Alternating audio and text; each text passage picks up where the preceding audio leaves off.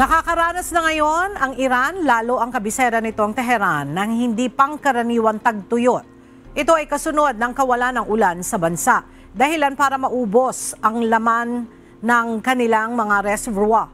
Dahil dito, nagbabala si Iranian President Masoud Pezeshkian na maaaring ipatupad ang rationing ng tubig sa Tehran at posibleng kailanganing ilikas ang ilang residente kung hindi magiging sapat ang tubig.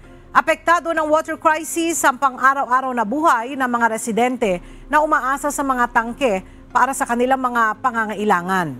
Halos paubos na rin ang laman ng mga dam sa Tehran at sa ibang probinsya tulad ng Mashhad na nagdudulot ng pangamba sa kakulangan ng supply ng tubig.